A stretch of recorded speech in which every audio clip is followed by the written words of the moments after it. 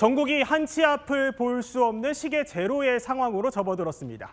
총리의 대선 출마, 또 부총리 사퇴, 유력 대선 주자의 사법 판결로 요동치는 정치권 소식부터 짚어보겠습니다.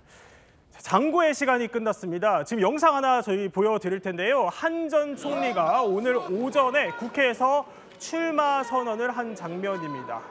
그야말로 후보들은 보통 캠프에 새 가늠을 하는 게 이게 현역 의원들이 어느 정도 이 캠프에 합류하는가 이 여부일 텐데요. 오늘 저 국회 회견장의 모습을 드러낸 게요. 성일종 의원도 있었고요. 또 김기현 의원 같은 당 중진부터 정광재 대변인, 일부는 김문수 캠프에서 속한 김문수 후보를 지지 선언했던 의원들도 일부 보였어요.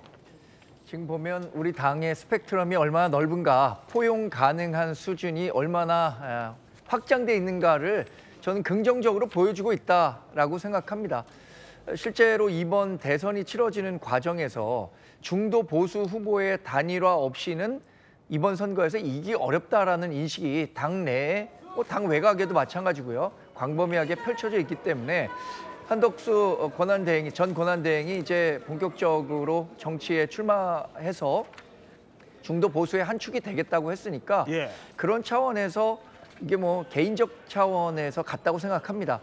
지도부에서 사실 무소속으로 지금 출마하고 있는 한덕수 후보에 대해서 이렇다 저렇다 얘기를 할 수는 없지만 그동안 한덕수 권한대행 시절에 출마를 요구했던 목소리들은 분명히 있거든요. 그 목소리를 주도적으로 냈던 분들이 정치권에 연착륙할 수 있도록 선의를 베풀었다 이렇게 해석하고요. 이게 그러나 당 전반, 당이 전체적으로 갖고 있는 인식은 아니라는 점은 아마 화면을 통해서도 이해하셨을 거라고 생각합니다. 한 전 총리는요, 오늘 기자회견에서 당선이 되더라도 새로운 정부는 이게 한덕수 정부가 아니라 여러분의 정부가 되겠다면서 포부를 밝혔습니다. 기자들의 날카로운 질문도 계속됐는데요. 어떤 답이 나왔을까요? 헌법재판소가 국회가 제기한 탄핵 소추안에 대해서 기각 판결을 함으로써 헌재라는 사법 절차가 저는 완료가 됐다 그렇게 생각하고 있고, 저는 많은 대통령님들을 모셨지만 한 번도 제 철학을 꺾어가면서 대통령님들의 생각이나 이런 거에 따라본 적은 없습니다. 그러니까 대통령이 탄핵된 정부의 총리가 바로 또 출마를 하는 거, 그리고 계엄과 관련해서 기자들의 날카로운 질문이 계속됐습니다. 한 전 총리는요, 본인은 나와 관련한 사법 절차는 끝났다, 또 철학을 어기면서 대통령을 모신 적은 없다면서 선을 긋는 듯한 발언을 내놨습니다. 그런데요, 민주당 생각은 조금 다른 것 같습니다. 무슨 얘기냐면 이렇게 한덕수 가면을 쓴 윤석열이 대선에 나온 것이다. 을사먹튀 한덕수의 출마는 윤석열 출마다. 또 한덕수 출마, 윤석열 조이대 내란 삼각 카르텔이 완성된 거다 하면서 정광재 대변인, 사실상 한덕수의 출마는 곧 윤석열의 출마다 이렇게 쏘아붙이고 있어요. 이제 한덕수 후보가 진짜 정치인이 된 거죠. 진짜 정치인이 되면 혹독한 검증의 시간이 있을 거고요. 상대 진영으로부터의 정치적 공세도 갈수록 수위가 높아질 겁니다. 지금 오늘 정도 제기된 그 정치적 공방 정도는 한덕수 후보에게 오히려 약이 될 수 있다고 생각하는데, 그러나 가장 이 한덕수 후보가 정치인으로 자리를 잡기 위해서는 명확하게 설명해야 할 건 있겠죠. 본인이 윤석열 전 정부 시절에 계속해서 총리를 지냈고 계엄을 막지 못했다는 데 대한 비판도 있을 거고요. 또 탄핵과 관련해서 본인이 계엄엔 반대했지만 그러면 윤석열 전 대통령에 대한 탄핵 재판에 대해서는 어떤 입장을 갖고 있었는지 이런 부분들을 집중적으로 물어볼 가능성이 크고요. 하여튼 한덕수 후보가 가장 갖고 있는 약점이라면 전 정부가 성공했다고는 할 수 없잖아요. 전 정부가 실패하는데 주요한 인물로 활동했었던 것들에 대해서 민주당이 가장 공격 포인트를 가질 거라고 생각하고요.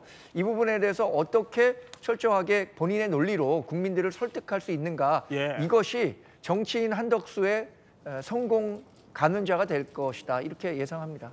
네, 오늘 어쨌든 출마 일성을 내세우다 보니까 이 한덕수 전 총리의 행보 하나하나에도 관심을 갖게 될 수밖에 없는데 이 출마 일성으로 거국통합 내각을 내세웠어요. 그러면 어느 행보를 좀 보일까 관심이었는데 이 첫 단추가 영상을 저희가 하나 보여드릴게요. 뭐냐면은 종로 돈이동의 쪽방촌입니다. 저기를 첫 일정으로 한 거고요. 잠시 후인 오후 5시부터는요. 광주로 내려가서 5.18 국민묘지도 방문을 한다고 합니다. 정기남 교수.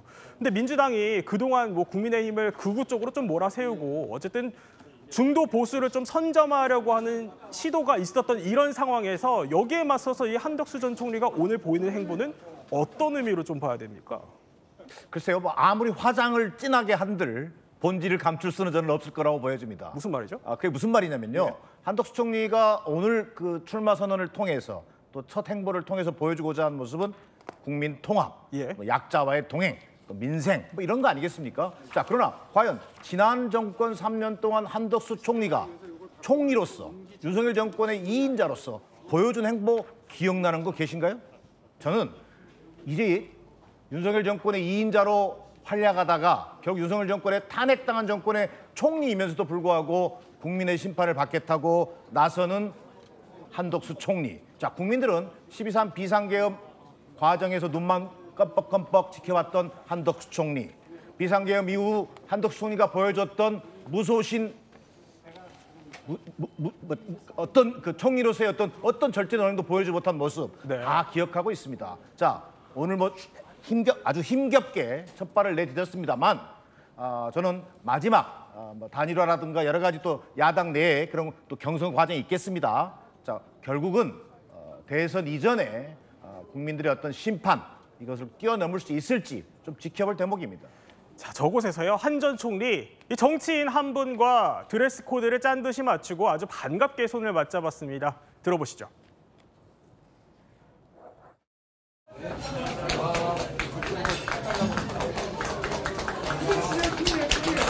이번에 좀 뭐 우리 공약도 만들고 하는데 그동안에 우리 시장님께서 내세웠던 어떤 약자와의 동행 또 가시 성장 이런 데 대한 그런 대책들을 저희가 좀 허락을 받아서 대폭 포함을 좀 시켜도 되겠습니까?